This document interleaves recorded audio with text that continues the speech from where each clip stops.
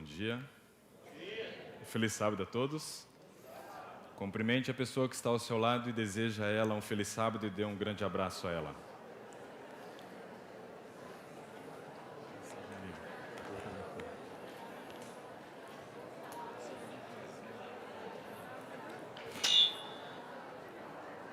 O que vocês estão fazendo é liberar ocitocina. Já vamos começar os nomes difíceis. O que é ocitocina? A ocitocina é o hormônio do... Alguém sabe? Não é o prazer. O prazer é dopamina, eu falo hoje à tarde para vocês sobre isso. Serotonina é felicidade. Ocitocina é o hormônio do... amor. Ocitocina é o hormônio do amor. E aqui nós estamos porque amamos em primeiro lugar quem? A Deus. E depois, quem? Não. Eu. Esse é o primeiro conceito que eu já quero deixar com vocês nessa semana. Alguém está me ligando? Agora não é hora. A não ser que seja as filhas. Quando é as filhas, vou atendo mesmo na hora do culto, tá? Porque eu não posso dizer não para minhas princesas, né? Mas o primeiro conceito que eu quero deixar para você é o seguinte. Todos vocês provavelmente não vieram a nado para os Estados Unidos. Vocês vieram de avião, sim ou não? Quando você entra no avião, logo você começa a ouvir as orientações de segurança. E você começa a ouvir as seguintes frases. Em caso de uma inesperada despressurização, máscaras de oxigênio vão cair automaticamente do teto. Puxe a máscara para liberar o fluxo de ar. Coloque sobre o nariz e a boca. Ajuste com a tira elástica. E respire normalmente. E auxilie crianças e pessoas com deficiência. O que quer dizer isso? Eu coloco a máscara primeiro. Depois eu faço o quê? Eu coloco a máscara no meu próximo. Nós já produzimos ocitocina, que é o hormônio do amor, mas precisamos lembrar que é algo extremamente importante e precisa ser conscientizado e construído durante essa semana. Amor próprio. Isso é fundamental. Você amar em primeiro lugar a você. Para entender que você tem algumas atividades a cumprir neste mundo e quando você se ama, você cuida de você. Sim ou não? E cuidar de nós é justamente o que nós vamos falar nessa semana. E eu queria brevemente trabalhar com vocês um conceito inicial aqui, que é a definição de saúde. Mas não é a definição de saúde da Organização Mundial da Saúde, não é a definição de saúde de qualquer outro órgão. É a definição de saúde que eu entendo de Deus para nós, seres humanos. Quando Deus fez o homem, e nós vamos falar isso daqui a pouco, Ele fez esse homem e dividiu esse homem em 4 áreas extremamente importantes da sua vida. E qualquer uma dessas áreas, quando abalada, derruba as outras 3. O homem, ele foi criado à imagem e semelhança de Deus, e vamos falar isso daqui a pouco, mas ele foi criado com 4 áreas específicas. Saúde física, saúde mental, saúde social, relacionamento com o próximo, e saúde espiritual. É possível viver e dizer, eu sou saudável, sem dar atenção para uma dessas áreas? Sim ou não? Não. Impossível. Agora, o que é saúde física? Saúde física nada mais é do que o meu relacionamento com quem? Com o meu corpo. Entenderam? Saúde física é o meu relacionamento com o meu corpo através das minhas escolhas diárias. Todas as escolhas que eu faço vão afetar o funcionamento do meu corpo, seja para o bem ou para o mal. Saúde mental ou emocional é o meu relacionamento com os meus pensamentos e as minhas emoções, que vão conduzir as minhas ações.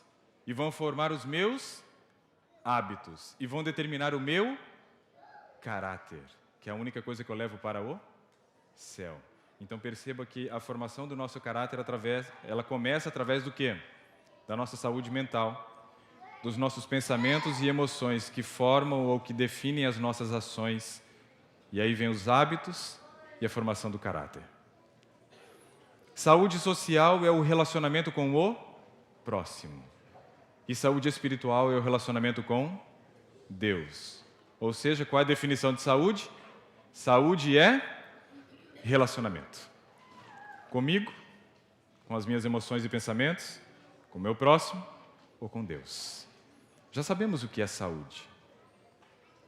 Mas aí cabe a nós, já que vamos falar sobre o cuidado do amor próprio, cabe a nós entendermos uma coisa importante. Quem é você? Quem é você? Você realmente sabe quem é você? Quem é mineiro aqui? Levanta a mão para mim. Eu sei que tem bastante, porque Minas Gerais, ela se muda de vez em quando para os Estados Unidos, né? Eu até tenho um amigo pastor que ele precisa tirar o visto, ele disse, eu não vou tirar em Minas. Ele é pastor em Minas, eu não vou tirar em Minas, porque o mineiro, infelizmente, né, está de monte nos Estados Unidos e muitos ainda não conseguiram a sua legalidade, então quando você vai tirar o seu passaporte e fazer o seu visto lá em Minas, negado. Já dão negado de cara agora, né? Porque senão daqui a pouco está todo americano falando why, né? Aí fica difícil. Mas eu tenho muito amigo mineiro. E esses meus amigos mineiros, eles dizem que quando eles acordam assustados, eles olham para um lado, para o outro e eles fazem 4 perguntas. Oncotô, quem coçou, poncovô.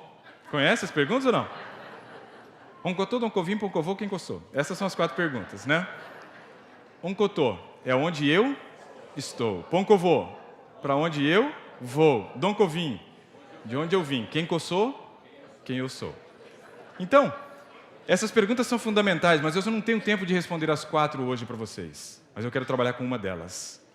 E a pergunta é, quem que eu sou? Quem eu sou?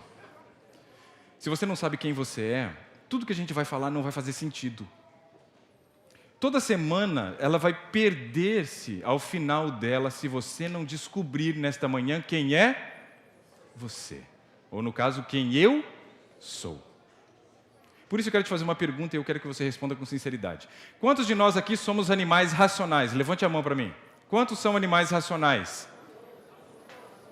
Quantos não são animais? Tem gente que é uma terceira espécie e só vai ter 2. Vamos tentar novamente. Quem é animal racional? Levante a mão. Quem não é animal racional? Ou quem não é animal? Quem não é racional também. Quem não é animal? Bom, tem gente que ainda quer a terceira espécie. Lembre-se que quando a gente fala da Bíblia, lá diz assim, ó, Deus criou o homem e mulher, é só 2, não tem um terceiro gênero, não tem uma terceira espécie nesse caso também. Por que essa pergunta? Porque um dia, um aluno recebeu uma atividade da sua professora, onde ele deveria chegar em casa e questionar os seus pais qual era a sua origem. E esse menino, como um bom aluno, chegou em casa e perguntou, pai, de onde viemos? Como é que surgiu essas coisas todas que estão ao nosso redor? O pai disse para aquele menino que houve uma grande explosão. E através dessa grande explosão se formou uma massa de terra que era sem forma e vazia. E através de milhões e bilhões de anos de um processo chamado evolução, pequenos micro-organismos que se formaram na água foram dando origem a todas as espécies. Até chegar ao último estágio da evolução, quando então o macaco se transformou em ser humano. O menino ouviu e foi perguntar para a mãe. E aí a mãe, aquele poço de sabedoria, colocou o seu filho sentado, olhou no fundo dos seus olhos e disse assim, meu filho, no céu há um Deus amoroso, formado por Deus Pai, Deus Filho e Deus Espírito Santo. E eles gostam de pessoas, eles gostam de se relacionar com gente. E eles vieram para essa terra. Durante 6 dias, Jesus Cristo foi o responsável pela criação de todas as coisas. Mas no 6º dia ele molda um boneco de barro. Ele sopra em suas narinas o fôlego de vida e forma o primeiro da nossa espécie, Adão. Depois ele coloca esse homem para dormir e retira uma de suas costelas e faz uma auxiliadora, uma mulher linda, chamada Eva. E dizem que eles deveriam se multiplicar e encher toda a terra. O menino fica encantado com a história. Mas ele diz assim: mas mãe, o pai contou uma história diferente. Que história que seu pai contou? Ele disse que teve uma explosão e depois, por milhões e bilhões de anos, alguns micro-organismos que tinham na água chegaram ao estágio final da evolução e aí eles se transformaram, o macaco se transformou em ser humano. A mãe olha para aquele filho com todo aquele carinho e amor de mãe e diz assim: meu filho, eu estou falando da origem da minha família, da família do seu pai, sabe ele.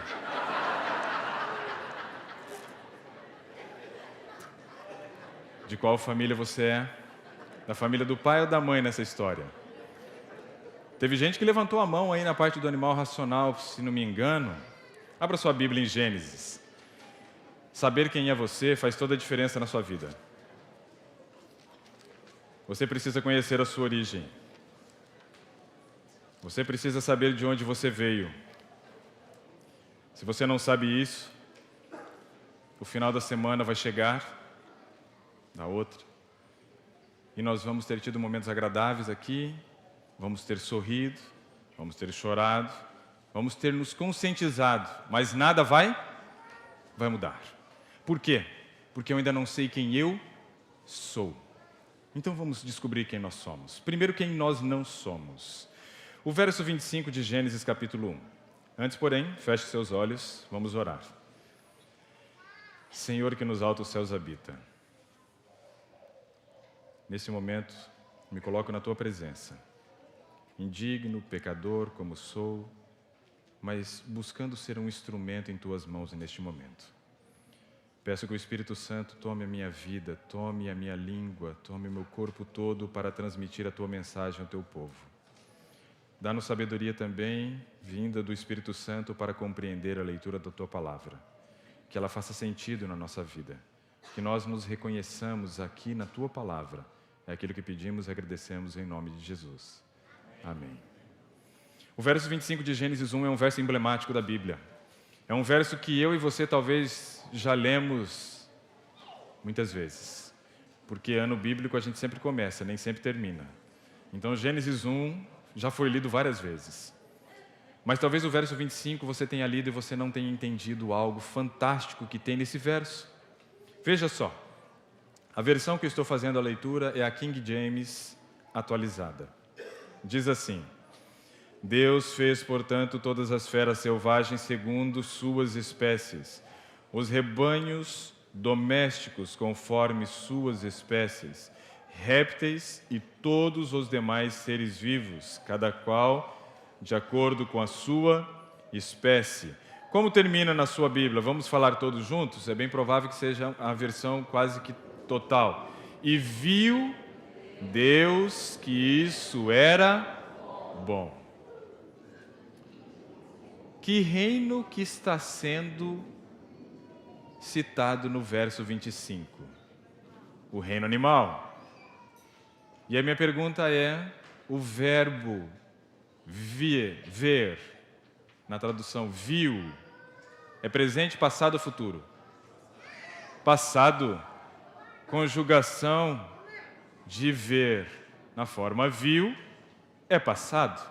Estamos falando então de uma obra já feita, uma obra concluída, pronta. Que obra? O reino animal. Cadê o homem? Onde que nós estamos aqui? Já aparecemos? Deus colocou um ponto final na criação do reino animal. Quem é você? Ou quem não é você? Você não é um animal. Você não é um animal racional.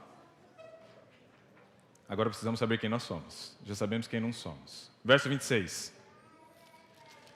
O verso 26 começa com uma reunião. Uma reunião realizada por quem? Pela Trindade. Então disse Deus: façamos. Verbo fazer. Presente, passado ou futuro? Presente. Mas é presente do indicativo. Eu só fui entender presente do indicativo lendo a Bíblia. Eu nunca entendi quando eu tive aula de gramática. Presente do indicativo é presente, mas não realiza a atividade naquele momento. Presente do indicativo é uma reunião onde você está fazendo um planejamento de algo que será feito, porém que não está acontecendo no exato momento. A reunião da Trindade diz assim: façamos, ou seja, vamos construir uma obra, e ela será a obra-prima da nossa criação nesses 6 dias. Mas essa obra-prima tem que ter algumas características, eu e você. Façamos o homem. Primeira característica, a nossa imagem. Quem é você? Imagem de Deus. De acordo com a nossa semelhança. Domine ele sobre os peixes do mar, sobre as aves do céu, sobre os grandes animais e todas as feras da terra. Segunda característica, estabelecidos como o quê nesse mundo? Lição do trimestre passado. Mordomos. Primeira característica, imagem e semelhança de Deus. Segunda característica, mordomos, administradores, cuidadores, protetores. Aqui quando fala dominar, não é dominar de subjugar, de maltratar, de humilhar. É dominar de proteger, de cuidar, de administrar. Segunda característica. Terceira característica de quem nós somos. Final do verso. O próximo verso, desculpa. Deus, portanto, criou os seres humanos. Vou voltar ainda no início desse verso depois. A sua imagem, a imagem de Deus os criou. Macho e fêmea os criou. Terceira característica. 2 sexos. Homem e mulher. Criados com a finalidade de reprodução. Se expandir. Espalhar por toda a terra. Quem é você? Você é a imagem e semelhança de Deus. Chamado por Ele para cumprir uma missão. Com a finalidade de continuar gerando vida, ou seja, ser coparticipativo da criação através do nascimento de uma criança. A Nayara está grávida. Nesse momento, ela está exercendo a função mais linda da vida de uma mulher, que é ser coparticipativa da criação de Deus, gerando uma vida. Essas são as 3 características de quem é você. Melhorou? Subimos de nível, sim ou não? Por que fomos rebaixados, então, de nível com essa ideia malévola de que nós somos animais racionais? Quem fez isso? Existe uma teoria chamada teoria da criação, da qual todos nós acreditamos. Mas existe um paralelo, chamado de teoria da evolução. Satanás é o idealizador, Charles Darwin é o fantoche em suas mãos. Quando a teoria da evolução é criada, 2 coisas acontecem. O homem criado à imagem e semelhança de Deus, que não pertence ao reino animal, mas pertence ao reino de Deus, é rebaixado à condição de um animal racional. Esse não sou eu, essa não é você. Segunda característica. Se eu sou criado à imagem e semelhança de Deus, e eu olho depois em Daniel capítulo 2, e eu encontro a descrição de uma estátua sonhada por um rei chamado Nabucodonosor, aonde cada uma das partes daquela estátua representava um dos grandes reinos, eu encontro algumas coisas incomuns entre esses reinos. Uma delas é que eles adoravam muitos deuses pagãos. E qual era a face dos deuses deles? De um animal. Se eu sou criado à imagem e semelhança de Deus e pertenço ao reino animal, qual é a imagem e semelhança de Deus? De um animal. O homem foi rebaixado a uma condição que não é própria dele, mas Deus foi rebaixado à condição de um Deus pagão que tem olhos, mas não vê, boca, mas não fala, muito menos que pode salvar. Precisamos sair daqui hoje muito conscientes de quem nós somos. Isso é fundamental. Essa é a parte mais importante, digamos assim, da mensagem de hoje de manhã. Só que essa é só a introdução, então não vão embora ainda. Já sei quem eu sou, já sei em que patamar que eu deveria estar. Sou filho de Deus, pertenço ao reino de Deus. E Deus nos dotou com uma capacidade ímpar que não deu a nenhuma outra criatura feita por Ele. A capacidade de pensar, raciocinar, fazer escolhas baseado na razão.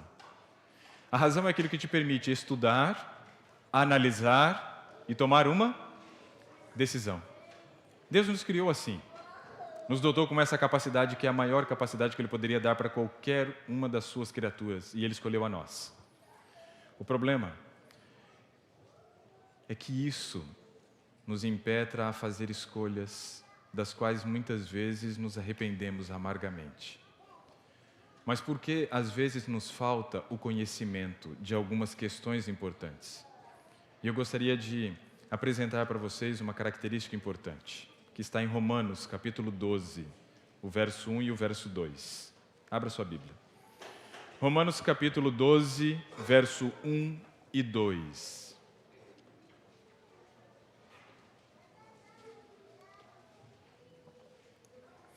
Essa característica da qual nós fomos dotados, que é a capacidade de agir pela razão, é citada no verso 1 de Romanos 12, quando diz assim: rogo-vos, pois, pelas misericórdias de Deus, que apresenteis o vosso corpo como um sacrifício vivo, santo e agradável a Deus, e este é o vosso culto racional. Ou seja, a capacidade da razão foi dada para qual propósito? Para cultuar a Deus, para se relacionar com Deus. Por isso ela precisa ser preservada. Isso é extremamente importante.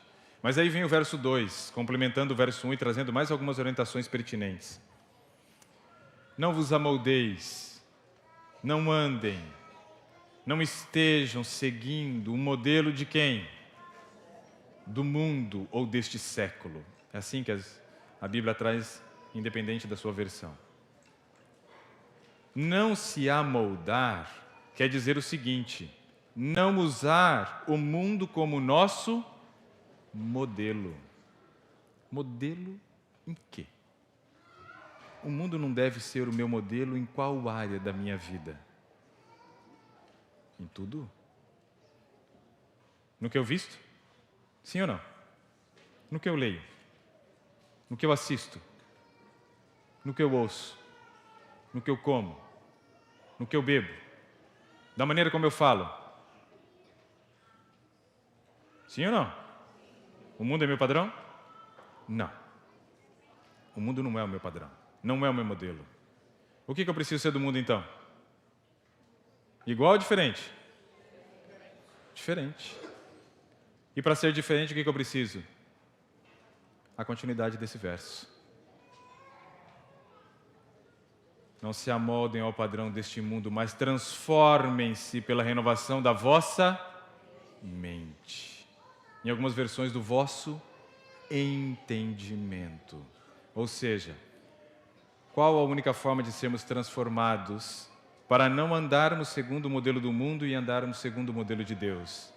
Através da renovação da nossa mente. Eu acho fantástico um verso que tem em Jeremias 31, 33, quando diz assim, que Deus fala assim: esta é a nova aliança que firmarei com a casa de Israel, ou com a terra de Jacó. Eu serei o seu Deus e eles serão o meu povo, e lhes inscrevereis na sua mente as minhas leis. Olha que coisa fantástica. Você veio aqui nesta manhã para você descobrir primeiro quem é você. Você também vai entender que não existe um modelo mundano que te sirva, como espelho, mas que existe um outro modelo. E que você só vai seguir esse outro modelo caso você realize a renovação da sua mente. E agora eu quero dizer para vocês uma coisa importante. Eu preciso trabalhar com 4 motivos para que a gente tenha o desejo de renovar a nossa mente. Eu preciso trabalhar com vocês 4 motivos para que a gente tenha desejo de não andar no padrão do mundo, mas num outro padrão. E para isso eu preciso usar de um personagem bíblico. O nome dele é Saulo. Saulo vai ser o nosso modelo aqui nesta manhã. Saulo, ele era judeu ou romano? Judeu e romano, dupla nacionalidade? Tá. Mas no momento da vida dele como Saulo, ele era judeu ou romano? Naquele momento ele era um legítimo romano. Eu tenho um primo que nasceu na França. Meu tio teve a oportunidade de fazer um doutorado na França. E nessa ocasião ele nasceu e viveu alguns meses na França. Mas ele foi criado no Brasil.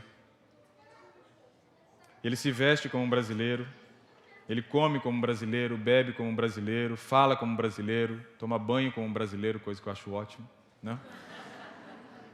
Ele nasceu na França, porém ele é um legítimo brasileiro. Saulo tinha sim uma descendência judia, mas nesse momento da sua vida ele não tinha nenhum tipo de semelhança com o judeu. Ele era um legítimo romano. Falava como romano. Vou fazer uma representação aqui, o pessoal ali da câmera vai ter que correr. Vou tomá-lo como exemplo, pastor. Imagine que o senhor é Saulo, que eu sou Saulo e você é Estevão. Você já viu quem vai se dar mal na história, né? Eu, como Saulo, chego para Estevão, toco nos seus ombros, olho nos seus olhos e digo assim: Estevão, por gentileza, me acompanhe até o centro do recinto porque nós vamos lhe apedrejar. Foi assim? Por que não foi assim? Porque ele era um legítimo romano. Ele agia tal qual um romano, se vestia como romano, comia como romano, bebia como romano, falava como romano, agia como romano. A gente pode usar uma frase que representa esse momento da vida de Saulo. E essa frase seria a seguinte: faço bem feito o que é errado. Não era isso? Essa não é a vida de Saulo? Ele não era um bom funcionário do governo romano, sim ou não? Era exímio funcionário. Mas ele fazia o que era certo? Não. Ele fazia o que era errado. Aí entra a questão do culto racional.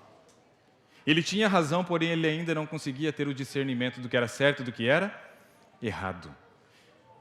Essa frase, faço bem feito o que é errado, representa a nossa vida antes do processo da conversão a Cristo. Antes de se converter a Cristo, nós buscávamos viver a nossa vida de maneira digna, sim ou não? Mas vocês não viviam? Sim ou não? E está fraco ainda, sim ou não? Sim, claro. Nós buscávamos fazer o que era certo, mas não era certo. E a gente fazia bem feito, então, o que era errado. Só que um dia Saulo, ele sai da sua cidade e começa a ir em direção a Damasco, onde ele iria perseguir os cristãos. E nessa sua ida a Damasco, uma luz vem do céu, ele fica cego e ele ouve uma voz que diz algo parecido com isso: Saulo, Saulo, por que me persegues? Foi algo parecido com isso aqui. Naquele momento, ele reconhece algo que eu e você talvez já reconhecemos, ou talvez não, se você ainda não se converteu a Cristo. Você andava na direção errada. Saulo reconhece que ele andava na direção errada. Você já parou para pensar que andar na direção errada é o seguinte: eu estou andando na direção errada, de repente eu paro, ouço a voz, eu faço o quê? Eu não me desvio para a esquerda ou para... Eu vou para onde? Para o caminho de trás, ou seja, eu vou voltar. Mas por que eu preciso me voltar? Por que tem que ser meia volta? Não pode só esquerda volver? Por que não pode ser direita volver? Por que tem que ser meia volta? Por que tem que ser meia volta? Você já parou para pensar isso um dia na sua vida? Por que o processo é converter? A gente fala se converter a quem? Se converter a quem? A Deus, a Cristo. Por que o processo então chama-se conversão a Cristo? Porque quem está atrás de você? Quem andou atrás de você o tempo inteiro quando você buscava andar por caminhos tortuosos? Deus. Então, enquanto você estava indo para lá, Ele estava aqui atrás de você, caminhando atrás de você, te fazendo um convite para você voltar. Por isso não é esquerda, não é direita, é conversão, porque quando você vira, você encontra a figura de Cristo. Ele andou atrás de você o tempo inteiro. Por quê? Porque você foi criado à sua imagem e à sua semelhança, porque você tem valor. Só que agora é o seguinte: eu estou aqui, Cristo está atrás, mas mais atrás eu vejo a cruz de Cristo, e é para lá que eu preciso ir. Então, depois que eu me converto, o que eu posso fazer? Continuar aqui? Cruzar os braços e aqui ficar? Sim ou não? Eu preciso agora começar uma uma jornada de caminhar de volta para a casa do Pai. Pois é. Se eu vou começar uma caminhada de volta para a casa do Pai, quais são os motivos que vão me levar a fazer essa caminhada? Quais são os motivos que levaram Saulo, agora Paulo, a fazer essa caminhada de volta para a casa do Pai? 1 Coríntios capítulo 10, verso 31, primeiro motivo, primeira motivação para mudarmos. Primeira motivação para viver uma vida diferente. Mas que vida diferente é essa? É uma vida saudável. Deus quer que nós tenhamos um estilo de vida saudável, sim ou não? Sim. Não. Deus não quer que eu e você tenham um estilo de vida saudável. Não. Deus quer que eu e você tenham um estilo de vida cristão. É muito diferente. Porque se eu falo que Deus quer um estilo de vida saudável, meu foco está onde? Na saúde. E se eu falo que Deus quer que eu tenha um estilo de vida cristão, meu foco está onde? Em Cristo. E a saúde, ela vai fazer parte, mas ela não é o todo. Isso é um problema, porque isso criou muros na igreja com relação à mensagem de saúde. Isso afastou as pessoas de um plano de ter uma vida abundante, porque saúde física é um dos aspectos. Afastou muitas pessoas desse plano de Deus. Por quê? Porque se focaram somente na saúde, se tornaram radicais, intransigentes. Não é esse o plano? Deus quer que você tenha, sim, saúde, mas Ele não quer que você tenha um estilo de vida saudável. Ou seja, esse não é o teu foco. O teu foco precisa ser Cristo. Deus quer um estilo de vida cristão. Onde dentro desse estilo de vida cristão faz parte de vários aspectos. E um dos braços é a saúde, do qual Ellen White diz que é o braço direito. Mas não é o corpo, é o braço do corpo. Estão entendendo? Sim ou não? Ok. Paulo agora reconhece então que ele precisa começar esse caminho de volta para a casa do Pai. E eu espero que eu e você estejamos reconhecendo que nós também precisamos começar o caminho de volta. E quais são as 4 motivações para que a gente volte, para que a gente mude o nosso comportamento, a maneira que vivemos e desenvolvamos esse estilo de vida cristão que é o sonho de Deus para a nossa vida? Primeiro motivo. Portanto, quer eu... O que está escrito aí em 1 Coríntios 10, 31? Portanto, quer eu...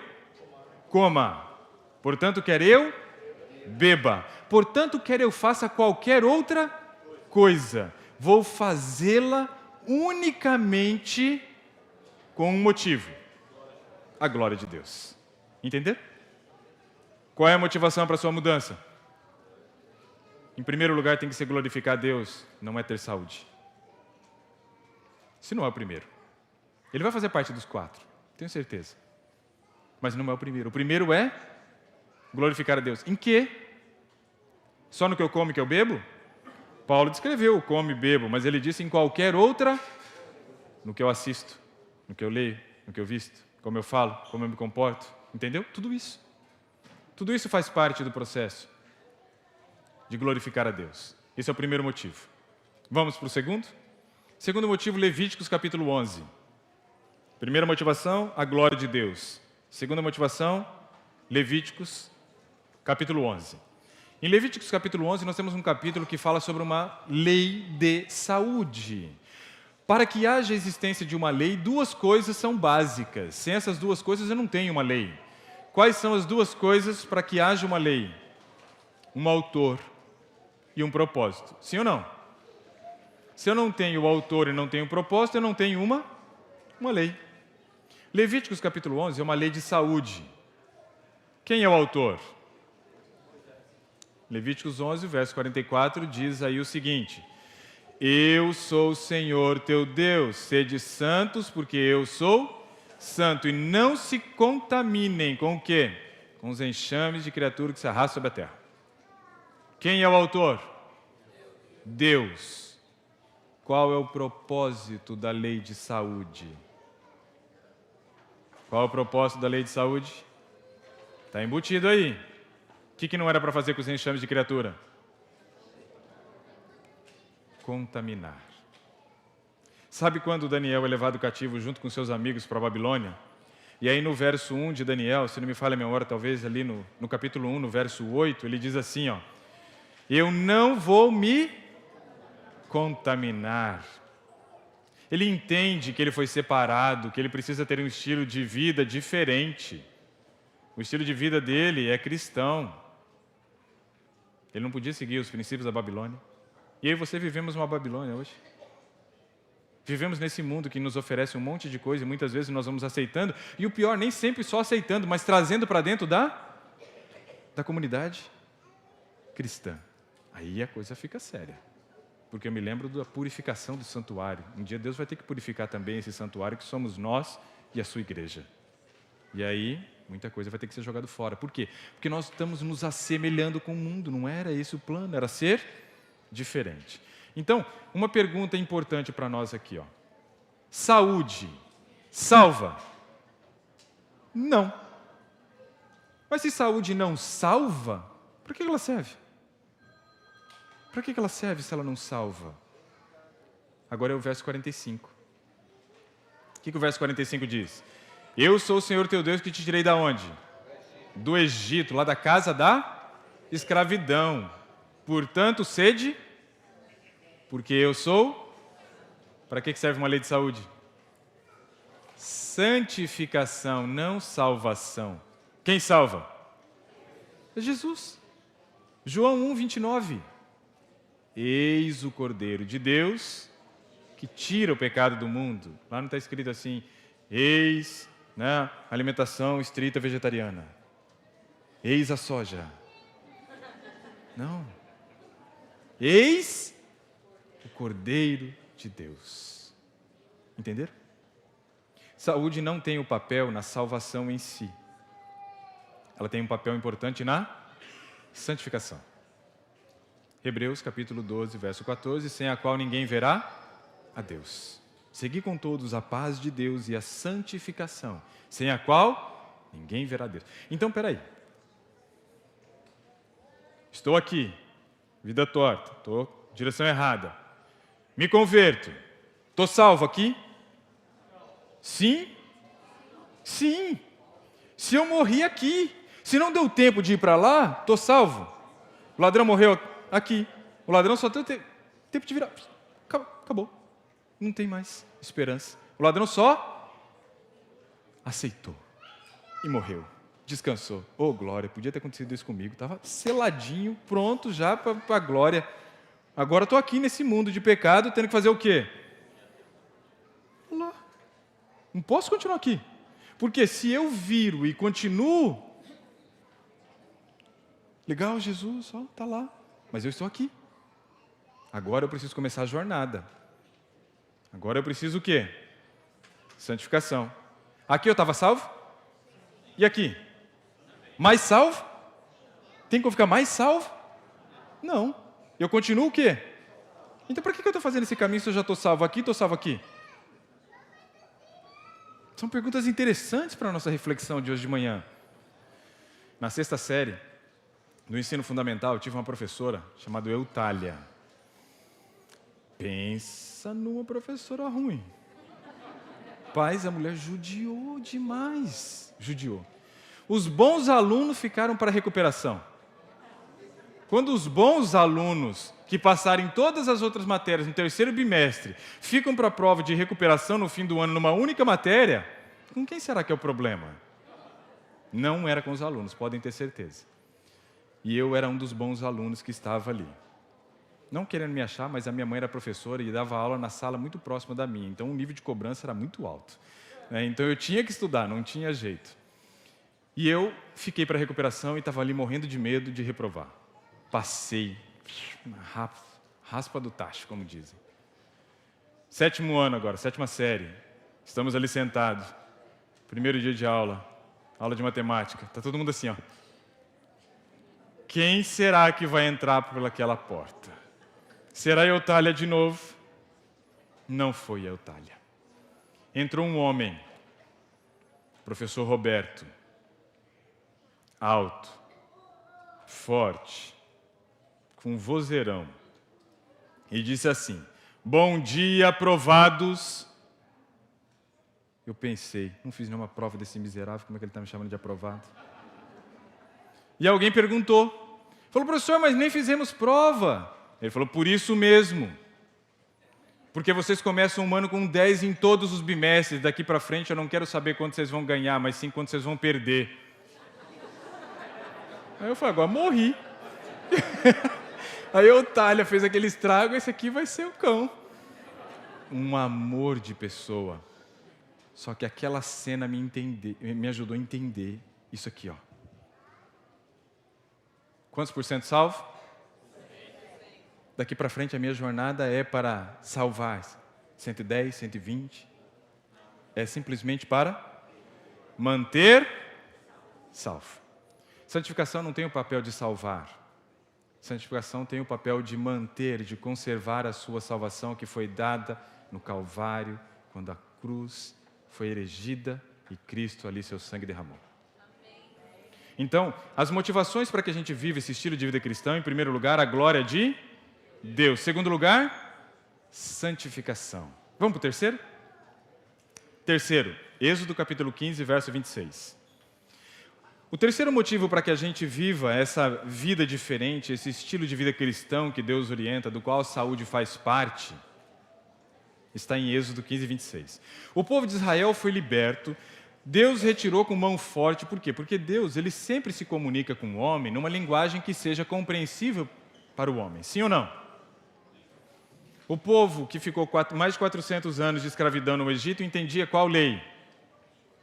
Manda quem pode, obedece quem tem juízo. Ou seja, Deus precisou mostrar que ele tinha a mão mais forte que a mão do faraó. E Deus então resgata com mão forte o seu povo, leva eles para o deserto, onde em 40 dias ele quer montar uma super classe de aula para poder botar na cabeça daquele povo o quê? Que eles não podiam continuar vivendo da maneira que eles viviam. Não dessa vez, mas da segunda vez que eu receber o convite, caso venha o convite, já estou... É uma forma de persuadir as pessoas para me convidar novamente.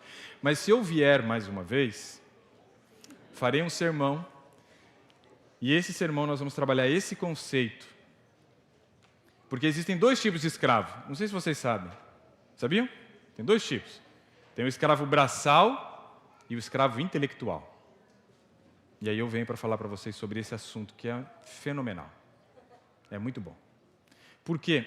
Nos ajuda a compreender que o povo saiu da escravidão, mas continuou vivendo como escravo.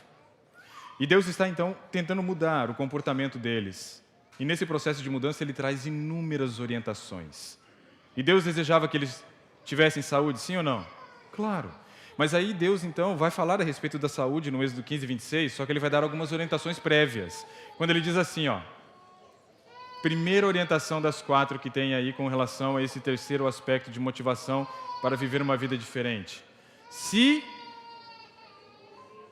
ouvires. De que jeito? Então não é de qualquer jeito. Sim ou não? Se ouvires atentamente a voz do Senhor teu Deus. Se fizeres o que é reto diante dos seus olhos. Ou seja, nós teremos uma semana de instrução. Sim ou não? O que Deus vai estar fazendo com a gente nessa uma semana? Falando conosco. E aí nós precisamos ouvir de que maneira? Atentamente, tudo que será transmitido aqui nessa semana. Depois eu tenho que pegar esse conceito, esse conhecimento que me foi transmitido e fazer o que com ele? Colocá-lo em prática. Ou seja, primeiro eu ouço atentamente, depois eu faço o que é reto diante dos seus olhos. Aí depois que eu entendi, eu faço. Qual é o terceiro passo? Guardar a lei. Que lei? Os 10 mandamentos. Porque lá em Tiago 2,10 diz que quem tropeça em um ponto da lei se torna culpado de todos. Então vai guardar os 10. E o quarto diz assim, ó, se observares os estatutos. O que é um estatuto? Estatuto é uma lei. Mas não o decálogo. Outras leis estabelecidas por Deus fora o decálogo, dentre elas a lei de saúde. Por exemplo, o Estatuto do Consumidor defende quem? O consumidor. E o Estatuto que está na Bíblia defende quem? O cristão. Então, quer dizer, outras leis, além das 10, foram estabelecidas com a finalidade de proteção, porque toda lei tem a finalidade de proteção. Quando a gente leva a multa, a gente acha que não, mas não, A gente entende que a lei é estabelecida para proteção. E quando eu transgrido, eu pago um preço. E às vezes o preço é salgado, né? Aqui nos Estados Unidos as multas não são das mais convidativas, né? A você ultrapassar a quantidade de milhas, né? E é incrível, porque parece que os policiais eles brotam da terra, né? Uma coisa assim. Se você aprontou, da onde veio? Incrível. Ou seja, né? Eles entendem que precisam ser onipresentes, assim como Deus é. Bom, estabelecidos os 4 motivos, nenhuma enfermidade virá sobre ti das que enviei sobre os egípcios, pois eu sou o Senhor que te sara. Qual a nossa terceira motivação para viver um estilo de vida cristão?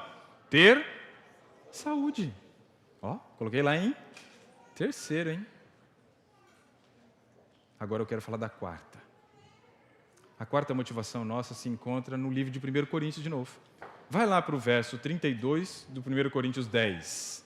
A gente falou 10, 31, agora vamos para o 10, 32. Paulo agora está num processo de mudança. Comendo, bebendo, fazendo suas escolhas para a glória de Deus. Como ele está num processo de mudança, e mudar não é fácil, ele nos traz algumas orientações pertinentes para esse processo da mudança. No 32 ele diz assim, ó, não se tornem causa, pedra, motivo, depende da versão. Do quê? De tropeço. Para quem? Preste atenção, para quem? Para quem? Judeus. Para quem mais? Gentios. Nem tão pouco?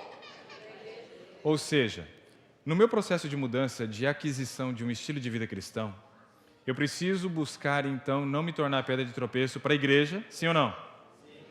Para a família e nem para os de fora da igreja, ou seja, aqueles que eu convivo, seja no trânsito, seja no meu trabalho, seja na escola, em qualquer outro lugar.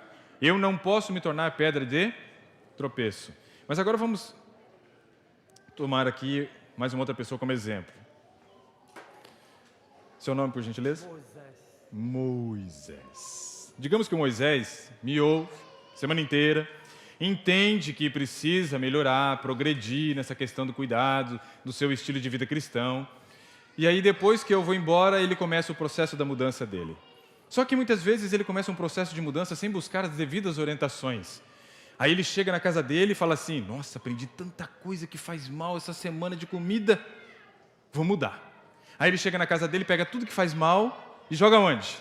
No lixo. Aí ele vai dormir, com a consciência tranquila e a barriga vazia, né? Aí, no dia seguinte ele acorda e ele vai lá no seu armário e abre o armário e olha, comecei pelo jejum. Porque não vai sobrar talvez nada ou quase nada. É isso que a Bíblia está falando para nós? Eu preciso mudar, claro. Eu tenho que abandonar o consumo de coisas que são nocivas, que me fazem mal para a saúde, porque tudo que faz mal para a minha saúde física, em primeiro lugar, fez mal para a minha saúde mental. Ou seja, interferiu na minha comunicação com quem? Com Deus. Então tem que ser abandonado. Isso é lixo, tem que tirar. Mas não quer dizer que você vai dormir hoje impuro e vai acordar amanhã santo. Não é assim que a coisa funciona. Mas digamos que ele tenha entendido que fosse assim. E aí agora ele começa a assistir o culto assim, ó.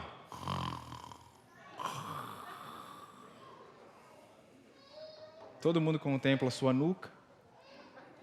Os que estão atrás falam assim, depois que passou aquele doido falando de saúde, e o Moisés começou a seguir tudo, ele só dorme agora no culto, deve estar com anemia, o infeliz. Sinceramente, alguém vai se motivar a mudar o seu estilo de vida tomando Moisés como exemplo? Não. O que ele virou? Pedra de tropeço. Vocês entenderam? Só que esse é o jeito de se tornar pedra de tropeço mais tranquilo. Tem um pior. O pior é aquela pessoa que começa a fazer a mensagem de saúde e aí ela acha que ela está subindo os degraus da santificação. E agora, estufa o peito e começa a olhar os outros com um ar de superioridade, achando que ela está mais próxima de Deus. E agora ela foi habilitada por Deus para julgar os que não seguem o estilo de vida que ela tem. Meu amigo, isso é perigoso. Isso tem dividido igrejas. A Bíblia fala que nós fazemos parte do que de Cristo? Perna direita resolve ir para lá, perna esquerda resolve ir para cá. O que acontece com o corpo? É isso que tem acontecido com muita igreja. As igrejas estão indo à ruína, porque um grupo entende que precisa progredir. O outro grupo entende que não, tá bom do jeito que tá. E os dois ficam se degladiando. O que nós precisamos entender é que nós precisamos agir com amor e respeitar aqueles que não estão no seu momento oportuno para a sua mudança, mas continuar incentivando ele. Por quê? Porque a santificação é algo necessário para que todos possam ver a Deus. Só que aí vem mais orientação. Aí vem o 33, e agora prepare-se, apertem os cintos, porque agora Paulo judia. No 33 ele diz assim: e eu em tudo busco ser, leia aí, agradável. Ih, agora complicou. Eu tenho que mudar. No processo da mudança eu não posso virar pé de tropeço. E eu ainda preciso ser agradável. Nossa, aí é muito difícil. Para quem? Ah, não é só para quem eu gosto? Ixi, está ficando ruim. Se Paulo... Dá para entender quando ele era Saulo, como é que ele era, né? Porque agora, como o Paulo já está assim, imagina quando Saulo. Mas veja que aspecto interessante. Eu em tudo busco ser agradável a todos.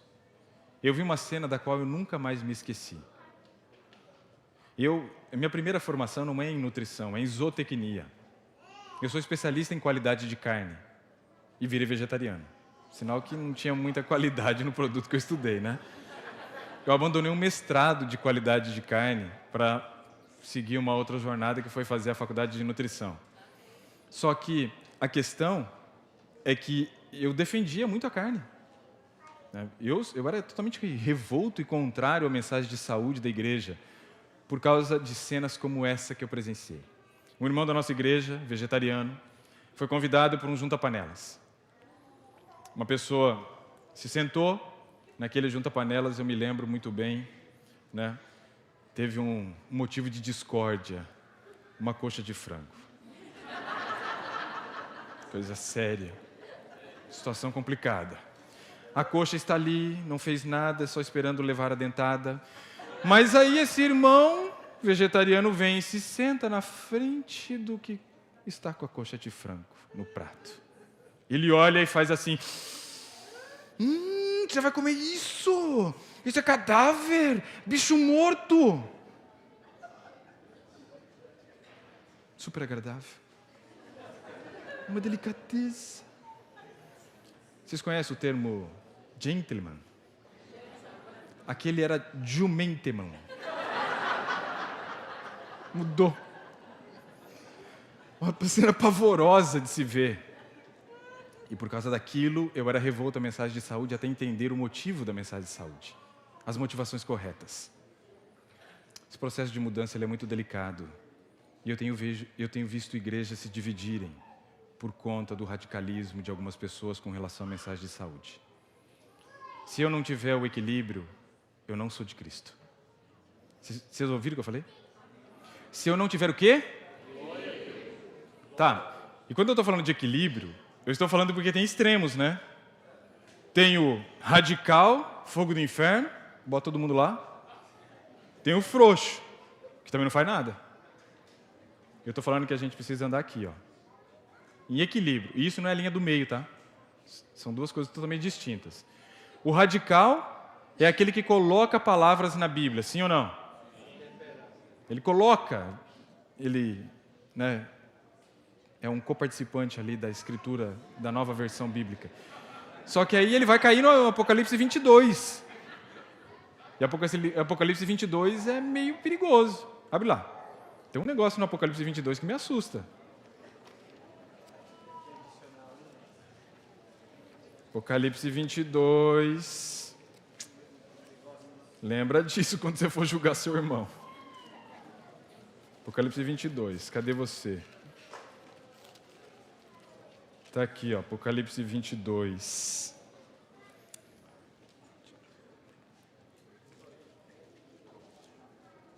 E o verso 18.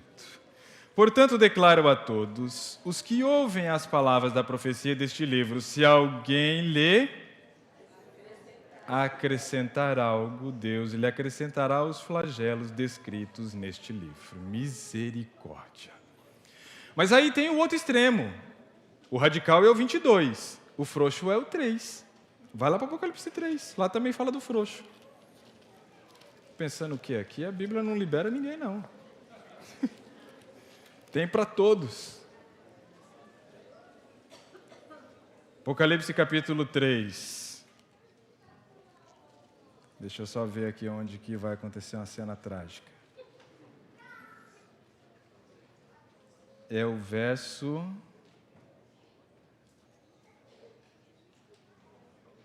16. Está aqui, ó. E por este motivo, porque és o quê? Frouxo. O morno é o frouxo, é aquele que não se assume. Não é verdade? O morno é um frouxo. O morno, ele não quer nem ser frio e nem ser quente. Esse daí está pior que o frio, porque o frio é aquele que não segue nada porque está lá fora. O morno é aquele que não segue nada estando aqui dentro. É pior. E aí fala assim, ó. E por este motivo, porque és morno, não és frio nem quente, estou a ponto de vomitar-te da minha boca. Bom, o que eu entendo é que nenhum nem outro vai estar aonde? No céu. Equilíbrio é fundamental nesse processo de mudança.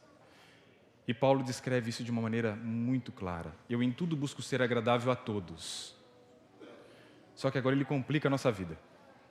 Agora Paulo vai trazer uma complicação grande para nós. E aí nós vamos encerrar com essa parte de complicação. Para a gente sair daqui refletindo. Olha o que Paulo me diz agora, aí na sequência. Não buscando o meu próprio interesse. Em algumas versões, o meu próprio proveito. Espera aí. Eu preciso mudar para a glória de Deus. Eu preciso buscar santificação. Eu preciso mudar para ter saúde. Mas tudo isso não é pensando em mim. É pensando em quem, então? O que está escrito aí na sua Bíblia? Mas pensando em muitos para que eles sejam... Qual é a nossa quarta e última motivação? Salvação. De quem? Dos outros.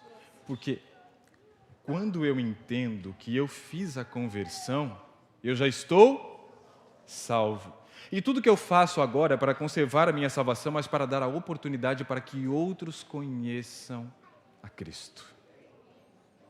Existe um aprisco lá fora que deveria estar aqui dentro. Quem deve conduzir? Eu. Esse vai ser o fechamento da segunda semana de oração.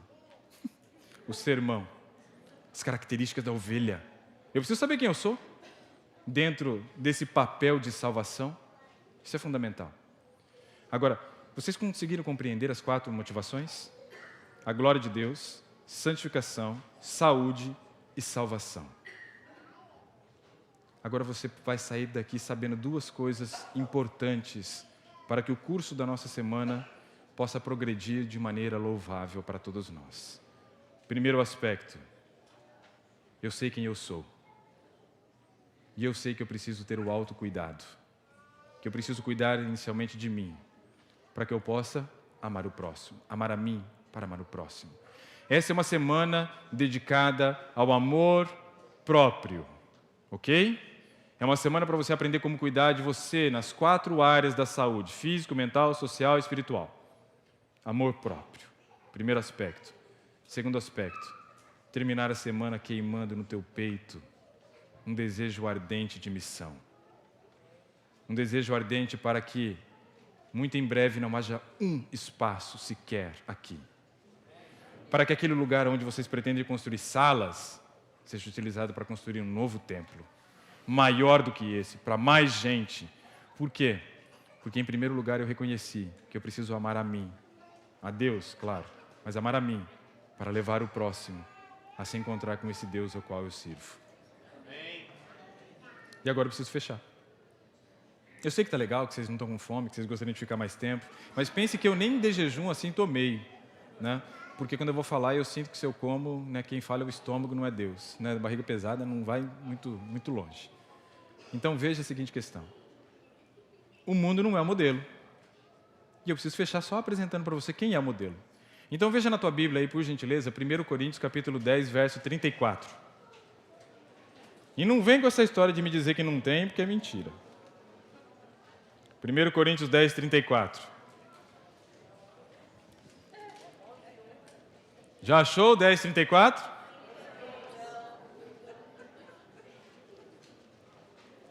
O 10, 34 é o 11, 1. Ele está fora de contexto. É um erro de divisão de capítulos. Na Bíblia tem muito isso. O pastor um dia pode fazer um sermão explicando isso. Eu não vou me meter nisso, não. Mas tem erros de divisão de capítulo na Bíblia.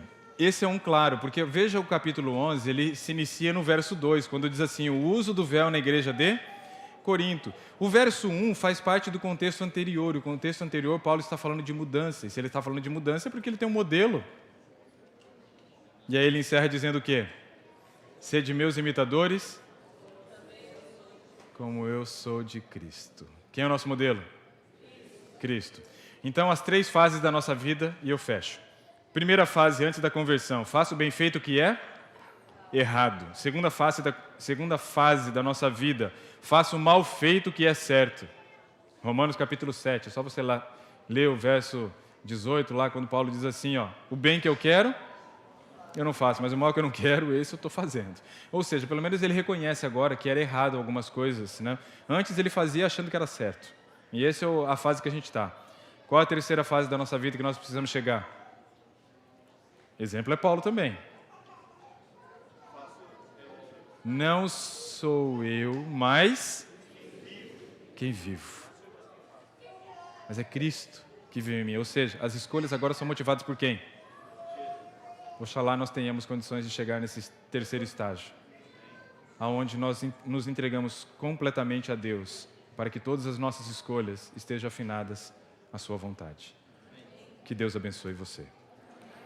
Meu convite nesta manhã para você é para que você faça um processo de entrega a Deus. Entregar realmente a tua vida a Deus. Para que desta forma, nessa semana, Ele tenha a oportunidade de trabalhar contigo. Porque se você for resistente, Ele vai te respeitar. Então, é hora de darmos o passo da fé, como a Bíblia diz. Nós vamos ter uma música, e durante essa música, eu gostaria que aqueles que querem dar esse passo de fé, reconhecendo que são criados à imagem e semelhança de Deus, reconhecendo que foram criados como mordomos de Deus, e reconhecendo que fazem parte de um processo da criação, que é o processo de gerar vida orientado por Deus. Compreendendo as 4 motivações e já sabendo que o mundo não é o nosso modelo, se você reconhece tudo isso, que em algum momento dessa oração você se coloque em pé, dessa música, para que eu possa orar por você no final. Que Deus lhe abençoe. Não tem música ou tem música? Não sei. Tem música? Não? Hoje não tem? Então vamos cantar um hino. E aí a gente se coloca em pé. Aí, agora era a hora. Tá vendo? Chegou a hora. Quer subir aqui? Vamos cantar a música que cantamos então. Alguém tem dúvida que precisa continuar progredindo na vida cristã? Acho que não, né? Então, todos se coloquem em pé então. Pronto, esse apelo é apelo obrigatório. Todo mundo tem que atender. Vamos encerrar cantando esse hino e sairmos daqui com o nosso coração regozijando de esperança de que muito em breve Cristo voltará. E quando Ele voltar, Ele vai achar aqueles que estão buscando fazer bem feito o que é certo. Olhos, vamos orar. Senhor, que nos altos céus habita, muito obrigado por esta manhã de sábado que o Senhor nos concedeu.